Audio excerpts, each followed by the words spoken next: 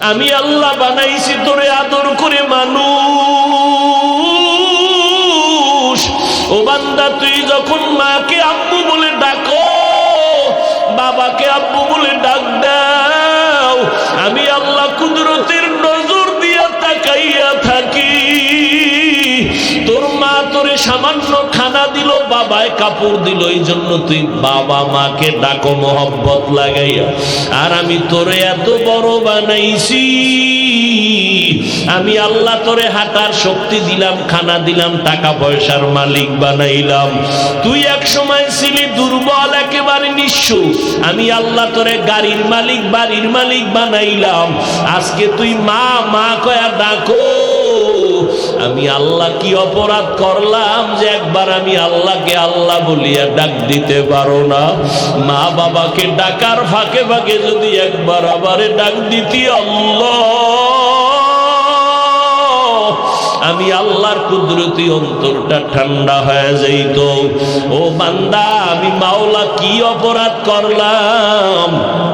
ইয়া আইয়ুহাল ইনসান মা গররাকা বিরব্বিকাল কারীম। ও নিমখারাম মানুষ, রবের পক্ষ থেকে দয়া থেকে তোমার কে দূরে সরাইয়া রাখলো? এরে আল্লাহর বান্দারা, এখনো কি সময় আসে না? এরে যুবক, আমার মাওলাকে একটু অন্তর ভরিয়া ডাকবা। আমার আল্লাহকে আল্লাহ বলে ডাক দিবারে বাবা, সে আল্লাহরে ডাকো না। আজান শুনো, মসজিদে যাও না, আল্লাহ ডাকেন আর বলেন তওবা কর। এরে বান্দা, দুনিয়াতে মশার কামড় সইতে পারো না, সূর্যের গরম সহ্য করতে পারো না। ওরে আল্লাহর বান্দারা, গুনাহগার হইয়া যদি কবরে যাও, আমার মায়ার নবীর কোনো গুনাহ নাই। আম্মা জান আয়েশা রাদিয়াল্লাহু আনহা বলেন, একদিন দেখি আমার নবী আমার হুজরায় বসে গুনগুন করে কান্না করেন। আমি জিজ্ঞাসা করলাম, নবী কাঁদেন কেন? মায়ার নবী বলেন, আয়েশা, হাসরের ময়দানের ভয়ঙ্কর অবস্থার কথা আমার মনে পড়ে গেল। উম্মতের কি উপায় হবে, এই চিন্তায় আমি কান্না করি রে আয়েশা। হাসরের ময়দানটা কত ভয়ঙ্কর হবে, নবীরা পর্যন্ত কান্না করবেন, উম্মতের কথা ভুলিয়া যাবেন। সূর্যের গরমে হাসরের ময়দানটা তামা হয়ে যাবে। অপরদিকে জাহান্নামের আগুনের আওয়াজ, আমার আল্লাহ রাগান্বিত আওয়াজ দিবেন হাসরের ময়দানে। মানুষগুলো উলঙ্গ থাকবে, পাগলের মতো ছোটাছুটি করবে। নূহ নবীরে গিয়া বলবে, নবী সুপারিশ করে দেন। নবী বলবে, আমার উপায় কি হবে জানি না, তোমরা চলে যাও। এইভাবে সবার থেকে ফিরিয়া উম্মতেরা বিমুখ হইয়া যাবে। সর্বশেষ নবী বলেন, উম্মতেরা আমার দরবারে আসবে।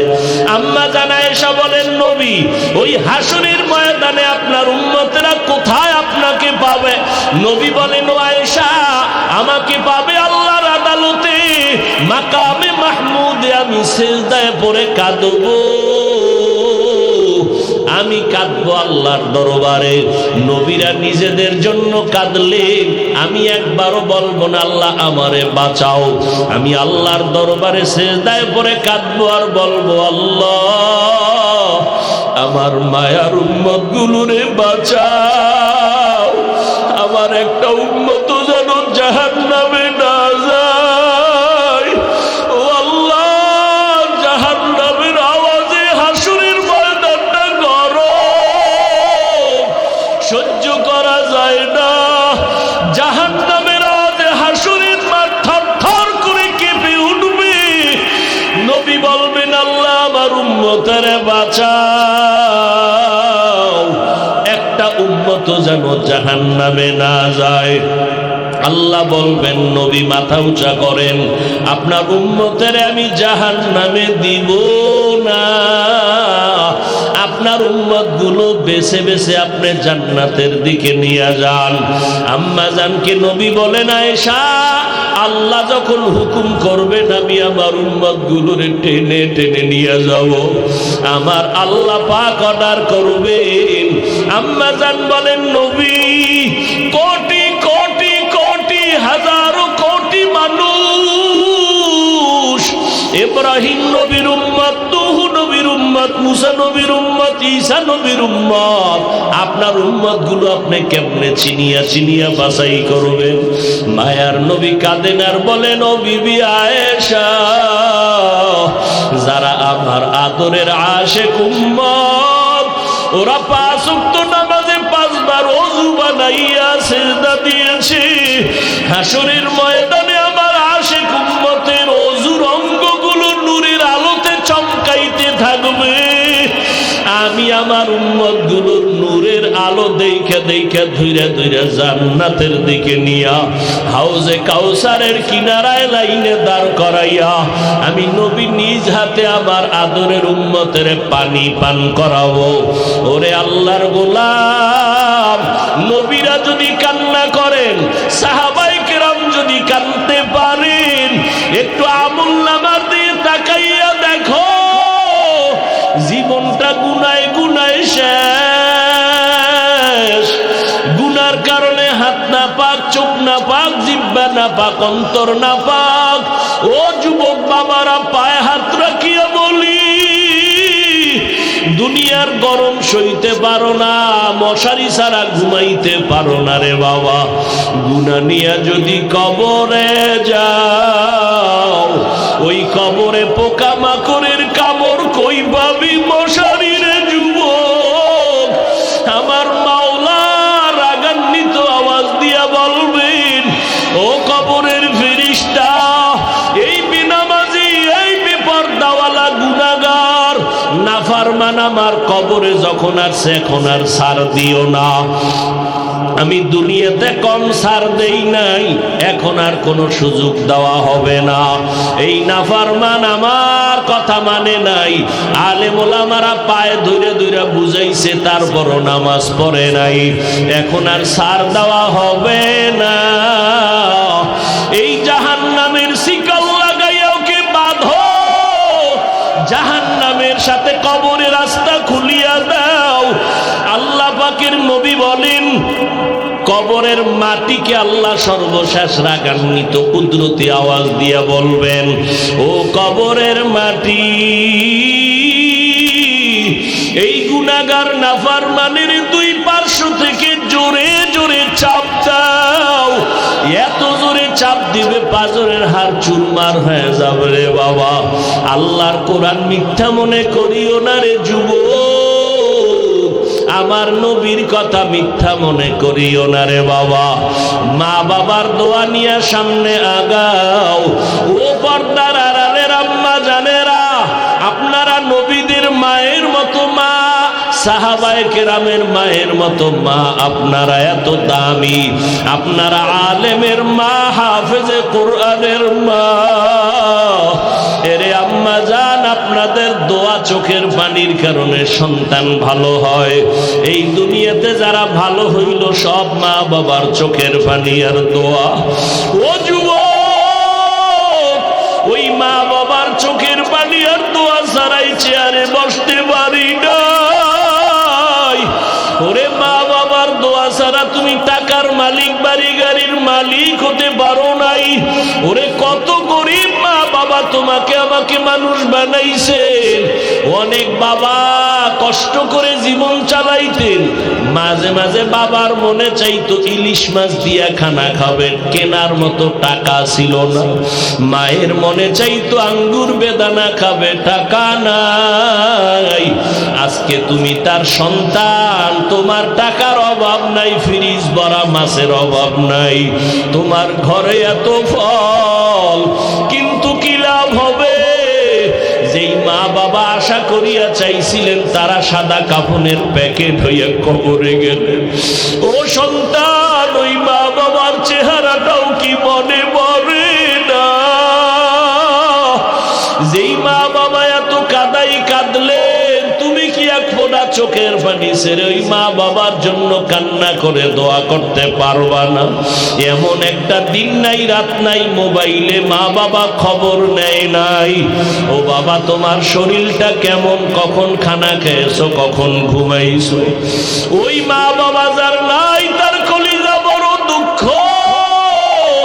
ওরে আল্লাহর বান্দা, ও যুবক বাবারা, ওই মা বাবারে না জানি কষ্ট দিয়া কাঁদাইছো,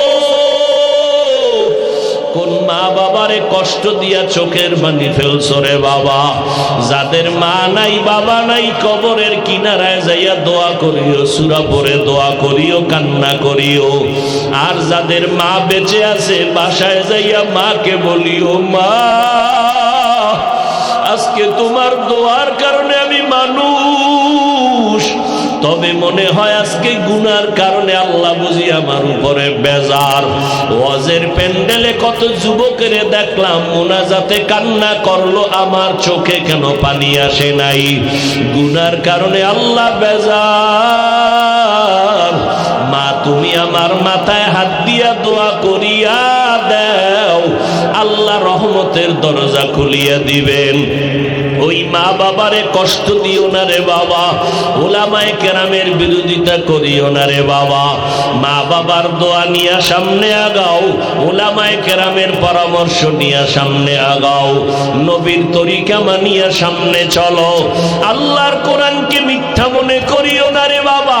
তোমার মতো যুবক চাকরি করে, ব্যবসা করে, নামাজ ছাড়ে না বাবা, তুমি কেন পারবা না? ও আল্লাহর বান্দারা, এখনো সময় আছে, তওবা করে না। ও বৃদ্ধ বাবাজিরা, আপনার মতো কত বুড়া মানুষ মসজিদে গিয়া নামাজ পড়ে, নামাজ ছাড়ে না। ও পর্দার আড়ালের আম্মা জানেরা, আপনার মতো কত মা নামাজ পড়ে, স্বামীর মাল হেফাজত করে, পর্দা করে, আপনি কেন পারবেন না? আল্লাহর কাছে তওবা করে নেন, দুই ফোঁটা চোখের পানি ছেড়ে তওবা করেন, মনে মনে আল্লাহকে ডাকেন আর বলেন, ও দয়ার মালিক, কত বড় মুসিবত থেকেও তুমি দয়া করে আমারে বাঁচাইছো। আজকে থেকে আর নামাজ ছাড়বো না, আর কোনোদিন দাড়ি কাটবো না, মা বাবারে কষ্ট দিব না, উলামায়ে কেরামের বিরোধিতা করব না, নবীর সুন্নাত অনুযায়ী জীবনটা চালাবো।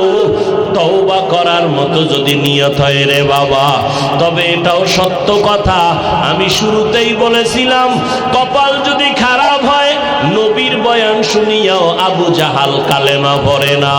আর যদি কপাল খুলিয়া যায়, নবীর গর্দান কাটতে আসিয়া ওমর কালেমা পড়ে মুসলমান হয়ে যায়। এই ময়দানেও জানি না কার অন্তরের কি হালাত। কিছু কিছু মানুষ এত শক্ত অন্তরওয়ালা, গুনার কারণে এতটাই অন্তর শক্ত, হাজারো বয়ানে দিল নরম হবে না, চোখে পানি আসবে না, বরং তওবা না করিয়া বাহিরে গিয়া বিরোধিতা করবে। আর একদল আল্লাহর গোলাম ওমরের মতো অবস্থা নিয়ে ময়দানে আসছে, গুনার কথা স্মরণ করে, মরণের কথা স্মরণ করে চোখের পানি ছেড়ে কান্না শুরু করেছে। আর আমার মাওলাকে বলতেছে, আল্লাহ গুনাহ নিয়ে বাড়ি যেতে চাই না, আয় আল্লাহ গুনাহ নিয়ে কবরে যেতে চাই না, দুনিয়াতে সূর্যের গরম সইতে পারি না, জাহান্নামের আগুনের গরম কেমনে সহ্য করব? ও আল্লাহর বান্দারা, যাদের তওবা করার মতো নিয়ত আছে, আবু জাহালের মতো অন্তর নিয়া ময়দান থেকে যাইও না রে বাবা। ওমরের মতো কাঁদো, চোখের পানি ছেড়ে তওবা করো। ওরে তোমার চোখে যদি পানি না আসে, ডানে বামে দেখো কার চোখে পানি। হাতটা বাড়াইয়া কান্নাওয়ালার দোয়া নিও, কান্নাওয়ালার দোয়া খালি ফেরত যাবে না। ও আল্লাহর বান্দারা, তওবার নিয়ত যদি থাকে, ও বাবা তুমি মনে করিয়ে না তুমি গুনাহ কইরা বাঁচবা। আজকে তোমার ঘরে এত অশান্তি কেন জানো? একজনে গুনাহ করে 10 জনে কষ্ট পায়, মনে হয় জানো আমার গুনাহ এত বেশি, আমার গুনার কারণে আমার ঘরে অশান্তি। মনে হয় বাচ্চার তো কোনো গুনাহ নাই, এরপরও বাচ্চা কেন অসুস্থ? মনে হয় জানো আমার গুনার কারণে সন্তান অসুস্থ, আমার গুনার কারণে বুঝি সমাজে অশান্তি, আমার গুনার কারণে বুঝি ব্যবসায় কোনো বরকত হয় না। ও আল্লাহর বান্দারা, গুনাহ ছাড়ো, আমার আল্লাহর কাছে চোখ বন্ধ করে তওবা করো, 2 ফোঁটা চোখের পানি ছেড়ে ক্ষমা চাও, মনে মনে আল্লাহকে মুহাব্বতে ডাকো, দয়ার মা মানে গুনাহ নিয়ে ঢুকছি, আর গুনাহ নিয়ে বের হব না, তওবার নিয়ত করে ফেললাম, আর নামাজ ছাড়বো না, দাড়ি কাটবো না, বেপরদায় চলবো না, মা বাবাকে কষ্ট দিব না, দেশ জাতির বিরুদ্ধে ষড়যন্ত্র করব না, উলামায়ে কেরামের পরামর্শ নিয়ে নবীর তরিকা মানিয়া চলবো। তওবা করার মতো যদি কারো অন্তর তৈরি হয়, মুনাফিকি যদি না থাকে রে বাবা, যাদের অন্তর তৈরি হয়ে আছে তারা দুটো হাত আমার আল্লাহকে দেখায়া দাও। ও দয়ার মালিক, আমাদের হাতগুলো দয়া করে কবুল করে নেন। একজনের হাত গুনার কারণে ফিরাইয়া দিয়েন না রে মালিক। আমরা গুনাহ নিয়ে তওবা করতেছি, আর গুনাহ করব না, আর নামাজ ছাড়বো না, বেপরদায় চলবো না, দাড়ি কাটবো না, মা বাবারে কষ্ট দিব না, উলামায়ে কেরামের পরামর্শ নিয়ে নবীর তরিকা মানিয়া চলবো। ও আল্লাহ, তওবার উপরে মজবুত হইয়া চলার তৌফিক দান করেন, আমিন। আলহামদুলিল্লাহি রাব্বিল আলামিন। والصلاة والسلام على سيد الأنبياء والمرسلين وعلى آله وأصحابه أجمعين يا أرحم الراحمين يا أرحم الراحمين يا أرحم الراحمين رب ارحمهما كما ربياني صغيرا اللهم إنك عفو كريم تحب العفو فاعف عنا اللهم إنا نسألك رضاك والجنة ونعوذ بك من سخطك والنار اللهم إنا نعوذ بك من البرص والجنون والجذام وسيء الأسقام উদয়ার মালিক, কুদরতের নজর দিয়া তাকায় দেখেন উলামায়ে কেরামরা হাত তুলেছেন, কত ব্যবসায়ী, চাকরিজীবী, মুরব্বী, হাজী সাহেব, যুবক, ছাত্র, ভাই, মা বোনেরা হাত তুলেছেন। আয় আল্লাহ, আমরা সবাই গুনাহগার, জাহান্নামের আসামি। গুনার কারণে দিলটা পাথর, চোখে পানিও নাই, কান্নাওয়ালা চক্ষু দান করেন আল্লাহ, জিকিরওয়ালা জিহ্বা দান করেন, আখিরাতের ফিকিরওয়ালা কলব দান করেন। আয় আল্লাহ, মেহেরবানি করে আমাদের জীবনের সব গুনাহগুলো মাফ করে দেন আল্লাহ। এই মাহফিল কবুল করে নেন, আয়োজনকারী সহযোগিতাকারীদের কবুল করে নেন, দান সদকা যারা করেছেন কবুল করে নেন, এলাকার ঘরে ঘরে শান্তি দান করেন, সুন্নতের আমল জারি করে দেন, নবীজির রওজা বাইতুল্লাহ জিয়ারতের তৌফিক দান করেন আল্লাহ। আয় আল্লাহ, মাদ্রাসা কবুল করে নেন, মসজিদ কবুল করে নেন আল্লাহ, সারা দুনিয়াবাসীকে মাফ করে দেন। ইহুদি বেঈমানরা গোটা দুনিয়াটাকে যদি কন্ট্রোল করতে পারে, তুমি সৃষ্টির শ্রেষ্ঠ নবীর উম্মত হয়ে পারবা না কেন? সৃষ্টিগতভাবে নারীর তুলনায় পুরুষের জ্ঞান বেশি না কম? একটা নারী যদি দেশ চালাইতে পারে, তুমি পারবা না কেন? তোমার মধ্যে সেই জ্ঞান আছে, প্রতিভা আছে, যোগ্যতা আছে, কিন্তু নষ্ট করে ফেলেছ। সময় বেশি দিন বাকি নাই, বিছানায় শুয়া কান্না করবি, কিন্তু চোখের পানি মোছার কাউকে পাবি না, শুধু চরিত্রের কারণে। আর এই চরিত্র ধ্বংস করেছো মোবাইলের কারণে। এই মোবাইলের কারণে মায়ের সাথে খারাপ আচরণ করেছো, মোবাইলের কারণে শিক্ষকের সাথে খারাপ আচরণ করেছো, মোবাইলের কারণে মুরব্বীদের সাথে খারাপ আচরণ করেছো। পরিণাম ফল তোমার বরদোয়া ছাড়া কিছুই না। অথচ আবার তোমার মতো কত যুবক এখনো আছে, জীবনে মাদ্রাসায় পড়ে নাই, জেনারেল লাইনে পড়ে, ঢাকা বিশ্ববিদ্যালয়ে যাও, জাহাঙ্গীরনগরে যাও, তোমার মতো যুবক 5 ওয়াক্ত নামাজ পড়ে, 1 ওয়াক্ত নামাজ বাদ দেয় না, একটা মিথ্যা কথা বলার চেষ্টা করে না, সুন্দর ব্যবহার, সালাম ছাড়া কথা বলে না, এরকম যুবক নাই? তোমার কপালে তো খারাপ কেন? আল্লাহ হেদায়েত দান করুন। রাগ করতেছেন? আর একটু সামনে আগাবো। আল্লাহ আমার বান্দা কেন বললেন? এর এক কারণ, দুনিয়াতে কিছু বান্দা আল্লাহর বান্দা ভুলে গেছে, দুনিয়ার মোহে পড়িয়া পাগল, মনে করছে বুঝি টাকা আমারে বাঁচায় দিবে। আল্লাহ বলেন না না, দুনিয়ার মাত্র পাগল আমি করে কোনো লাভ নাই রে বান্দা। লা ইয়াগুররান্নাকা তাকাল্লুবুল্লাযীনা কাফারু ফিল বিলাদি মাতাউন কালিলুন সুম্মা মাওয়াহুম জাহান্নাম ওয়া বিইসাল মিহাদ। আল্লাহ বলেন কাফের বেঈমানের গুলশান দেইখা পাগল হইও না। তোমার জন্য যেই জান্নাত বানাইছি এটা কোনোদিন কল্পনায়ও আসে না, এত সুন্দর জান্নাত। সুবহানাল্লাহ আসে না? একবার সুবহানাল্লাহ বলবেন, জান্নাতে একটা গাছ হয়ে যাবে। কত বড় গাছ!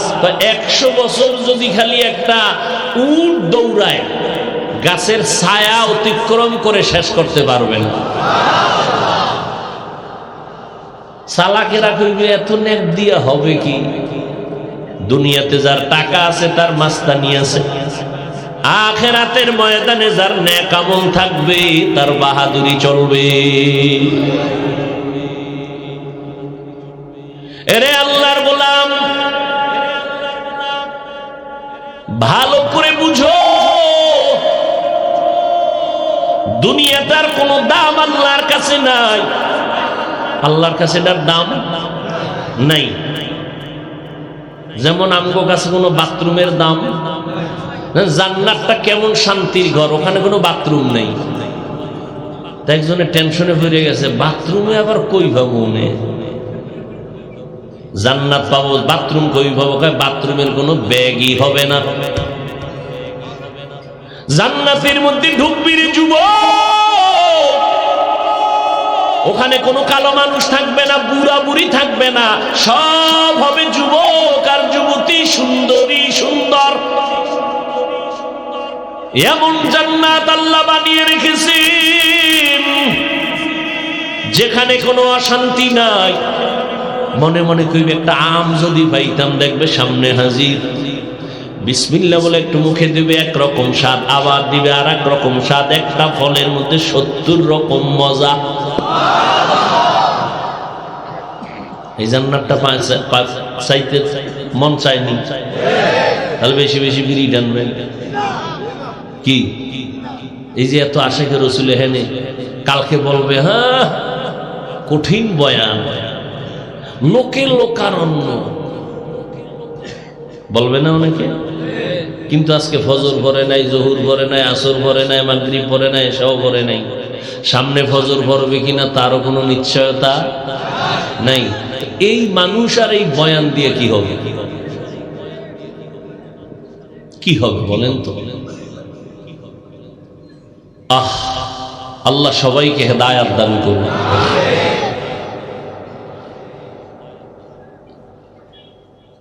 দুনিয়াটার দাম আল্লাহর কাছে মোটেও নাই। হাদিসে আছে, নবী বলেন একটা মাছির যে ডানা আছে, ডানা, মাছির ডানার কোনো বেইল আছে নি? আল্লাহ এইটার লাগে নবী উদাহরণ দিয়ে কয় মাছির ডানা বরাবর দুনিয়ার দাম নাই।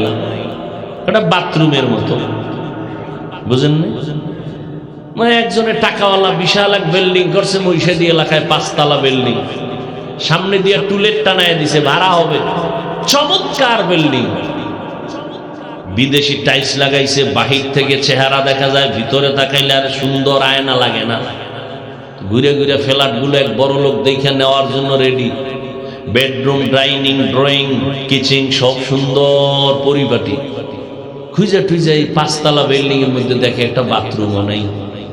কেউ ভাই আপনার বিল্ডিং এত সুন্দর, বাথরুম কই? এত সুন্দর বিদেশি টাইলস লাগাইছি, কি মনে হয় এটা পরিচ্ছন্ন পরিবেশের একটা ঘর, এখানে বাথরুম দিয়ে অপরিচ্ছন্ন করা যাবে না। তো বাথরুম কই? 1.5 কিলোমিটার দূরে।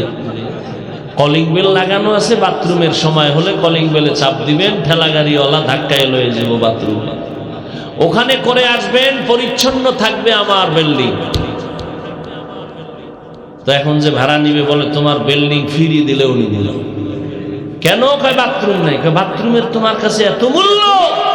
তাহলে 1 মাস আগে বলতা পুরো বিল্ডিংটাই বাথরুম বানিয়ে দিতাম।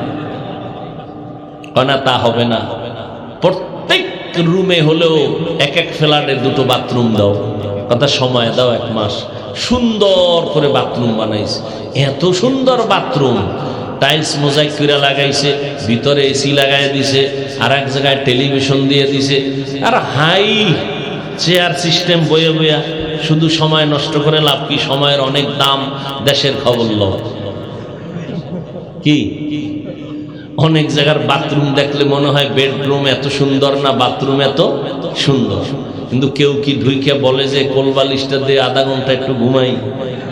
এত সুন্দর বাথরুম কেন? বলে বাথরুম শুধুমাত্র প্রয়োজন সেরে বের হয়। দুনিয়াটা কেন?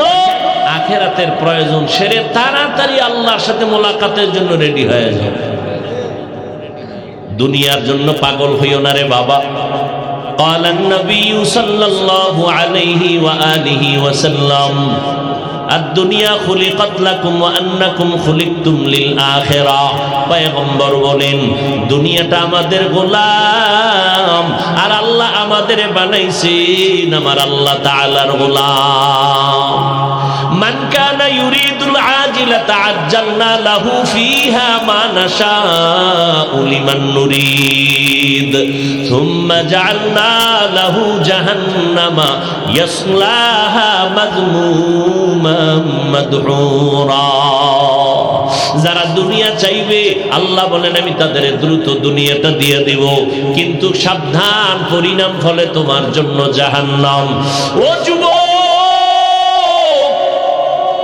আজকে তুমি মুসলমান, আমিও মুসলমান, তোমার আল্লাহ আমার আল্লাহ দুইজন নাকি এক? তোমার নবী আমার নবী? জোরে কও। তোমার কোরআন আমার কোরআন? তোমার কালেমা আমার কালেমা? তোমার ধর্ম আমার ধর্ম? তোমার কাবা আমার কাবা? তোমার আমার আল্লাহ এক, নবী এক, কোরআন এক, হাদিস এক, ধর্ম এক, কালেমা এক, কাবা এক। দুনিয়াতে আসছি তাও এক, নাকি চাঁদপুরের মানুষ লঙ্গি পরে আসছিলেন? বিদায় বেলাটাও হবে এক। আমারও 3 কাফন, আপনাদেরও 3 কাফন। আমি বক্তার সম্মানে একটা কাফন কেউ বাড়াইয়াও দিবে না। রিক্সা ড্রাইভার গরিব অবস্থায় মরে গেলে একটা কাফন কেউ কমাইয়াও দিবে না। কাফনের কালার হবে আলাদা। কি হবে? সব কালার হবে এক, কবরের সাইজও হবে এক। এরপরে কবরে রাখিয়া বিদায় হওয়ার পরে প্রশ্ন হবে 3টা, তাও এক। আমাকে যেই প্রশ্ন করা হবে আপনাদেরও সে একই প্রশ্ন করা হবে। রবের পরিচয় দাও, ধর্মের পরিচয় দাও, রাহমাতুল লিল আলামিনের পরিচয় দাও। তাহলে আপনিও মুসলমান, আমিও মুসলমান। আল্লাহ এক, নবী এক, কোরআন এক, কাবা এক। আপনিও আল্লাহ মানেন, নবী মানেন, কোরআন মানেন, হাদিস মানেন। অতএব আপনাকে আমি বয়ান করব কেন? আজকে হিন্দুদেরকে বয়ান করা দরকার ছিল, খ্রিস্টানদের পাড়ায় গিয়া বয়ান করা দরকার ছিল, পঞ্চগড়ে গিয়া বয়ান করা দরকার। ওখানে কাদিয়ানি বানাইতেছে মুসলমানেরে। চট্টগ্রামের পাহাড়ি অঞ্চলের মধ্যে বয়ান করা দরকার। খ্রিস্টান মিশনারিরা মুসলমানের ধর্মান্তরিত করতেছে, কিন্তু 12 মাস আপনাকে বুঝাইতেছি বাবা, অথচ আপনি মুসলমান, আমিও মুসলমান, আপনার আমার আল্লাহ এক, নবী এক। অথচ বড় দুঃখ, আমি টুপি মাথায় না দিলে লজ্জা পাই। আর আপনি কেমন মুসলমান যে টুপি মাথায় দিতে লজ্জা পান? আপনি দাড়ি রাখতে লজ্জা পান, আমি দাড়ি কাটতে লজ্জা পাই। আপনি মসজিদে ঢুকতে লজ্জা পান, আমি মসজিদে না ঢুকলে লজ্জা পাই। আপনি পর্দা করতে লজ্জা পান, আমি পর্দা না করলে লজ্জা পাই। বিষয়টা কি? আপনার আমার আল্লাহ এক, নবী এক, কোরআন এক, হাদিস এক, ধর্ম এক, কালেমা এক। ও আল্লাহর বান্দারা, আবার জিগাইলে কয় আমরা জান্নাতে যাব, জাহান্নামে যাব না। তাহলে আপনি কেন টুপি পরেন না, দাড়ি রাখেন না, নামাজ পড়েন না, পর্দা করেন না? আসলে কি বাবা আমরা হুজুরেরা সব মিথ্যাবাদী? তাহলে কেন আপনি নবীর তরিকা মানবেন না? কেন কোরআন মানবেন না? আমাদের তো বাহাদুরির পুঁজি হলো কোরআন। এই কোরআনের মধ্যে কোনো ভুল আছে? একটা ভুল এখন পারলে বের করে দাও, আমি এখন দাড়ি কেটে ফেলবো। প্যান্ট শার্টটাই লাগায় রাস্তায় গিয়ে আল্লাহর বিরুদ্ধে কথা বলবো। কোরআনে যদি ভুল বের করতে পারো তাহলে ইসলামটা ভুল, আল্লাহ নাই, কোরআন নাই, কিচ্ছু নাই, কিয়ামত নাই, সব ভুল। কিন্তু আজও পর্যন্ত একটা ভুল কেউ বের করতে পারছে? কেউ ভুল বের করতে পারে নাই। বরং বহু বিধর্মীরা কালেমা পড়ে মুসলমান হয়ে গেল। ও যুবক, এই কথাটা কিন্তু অন্তরে ঢুকাও। আজকে যদি আমি তোমার মতো প্যান্ট শার্ট টাই লাগায় রাস্তায় ঘুরতাম, কেউ আমারে বাধা দিত না। টুপিটা মাথায় দিলে যে কি গরম লাগে তোমার থেকে কম বুঝি না। দাড়ির কারণে যৌবনের ভাব চলিয়া যায়। লম্বা জামাটা পরার কারণে শরীরটা আটকা লাগে কম বুঝি না। এই শীতের মধ্যে ফজরের নামাজে ঠান্ডা পানি দিয়া ওযু বানাইয়া নামাজ পড়তে কত কষ্ট কম বুঝি না। এরপরেও কেন নামাজ ছাড়ি না রে যুবক? এরপরও কেন টুপি ফালাই না, দাড়ি ফালাই না? কত দুনিয়াওয়ালা মুসলমান ভাইরা আমাদের মাদ্রাসায় পড়ার কারণে বাজে কথা বলে, টুপির বিরুদ্ধে কত বাজে কথা। এত বিরোধিতার পরও কেন নামাজ ছাড়ি না, পর্দা ছাড়ি না? এর একমাত্র কারণ আমার আল্লাহর কোরআন সত্য, আল্লাহর কোরআন নবীর কথা সত্য রে বাবা। যারা গুনাহ নিয়ে কবরে যাবে তাদের জন্য জাহান্নামের আগুনে জ্বলতে হবে, তাও সত্য।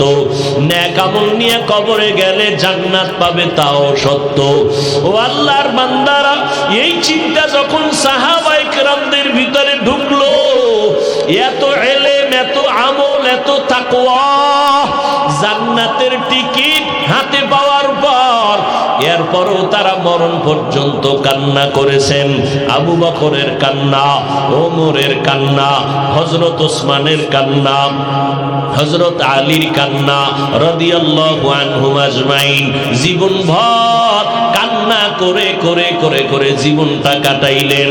ওরে আমার মাওলা পাকের গোলাম, আমার আল্লাহ কয়, ও খ্রিস্টানেরা, তোমরা যারা মনে করছো আমার বান্দা বুঝি না, না তোমরা আমার বান্দা। খ্রিস্টানেরা মনে করে ঈসা নবী আল্লাহর ছেলে, ঈসা নবীর মা মারিয়াম হলো আল্লাহর স্ত্রী।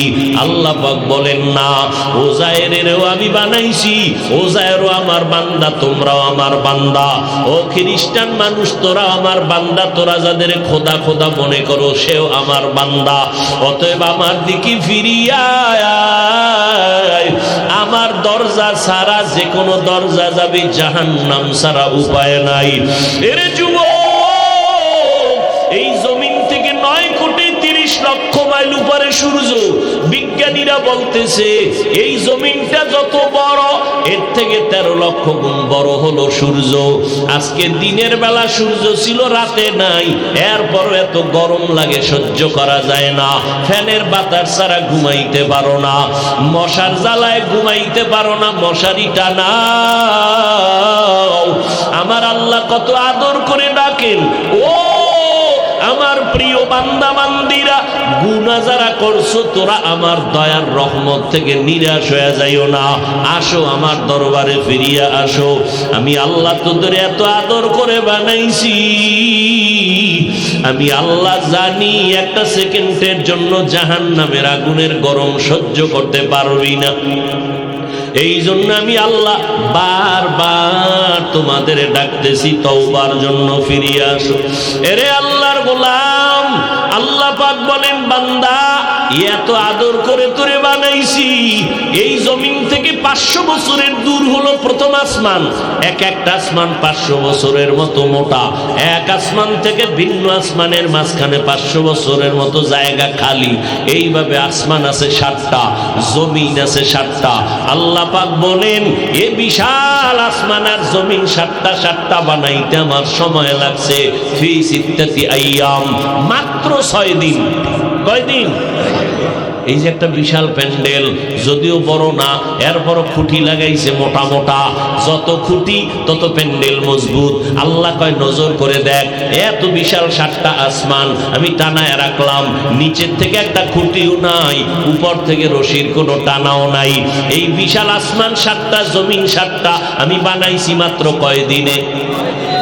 একটু খেয়াল করো, এবার তাকায় দেখ রে বান্দা, তোর কোনো অস্তিত্বই ছিল না। হাল আতা আলাল ইনসানি হিনুম মিনাদ দাহরি লাম ইয়াকুন শাইআম মাযকুরা ইন্না খালাকনাল ইনসানা মিন নুতফাতিন আমশাজিন নাবতালি ফাজআলনাহু সামিআম বাসীরা।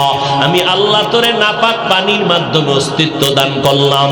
মায়ের গর্ভে আমি আল্লাহ তোর মতো বান্দা বাচ্চাটারে আমি বানাইতাম। এই এক হাতের বেশি লম্বা তো আর হবি না। মায়ের গর্ভে আমরা কয় হাত লম্বা ছিলাম? আর কথা কন, এক হাত। ওজন কত? 3 কেজির থেকে একটু বেশি হতে পারে। তাহলে বিশাল 7টা আসমান 7টা জমিন বানাইছে কয় দিনে? আর তোমার আমার মতো বান্দাটা মায়ের গর্ভে বানাইতে সময় নিয়েছেন 210 দিন 7 মাস। কয় মাস? এত বিশাল আসমান জমিন বানাইতে 6 দিন, তোমার মতো 1.5 ব্যাটারিরে বানাইতে 7 মাস কেন? কি চিন্তা করা দরকার না? এত বিশাল আসমান জমিন বানাইলেন 6 দিনে, আপনার আমার মতো বাচ্চাটারে মায়ের গর্ভে বানাইতে 7 মাস লাগাইলেন কেন? ওয়ালাকাদ খালাকনাল ইনসানা মিন সুলালাতিন মিন তিন সুম্মা জাআলনাহু নুতফাতান ফি ক্বারারিম মাকিন সুম্মা খালাকনান নুতফাতা আলাকা ফাখালাকনাল আলাকাতা মুদগাহ ফাখালাকনাল মুদগাতা ইযামা ফাকাসাউনাল ইযামা লাহমা সুম্মা আনশা'নাহু খালকান আখার ফাতাবারাকাল্লাহু আহসানুল খালিকিন।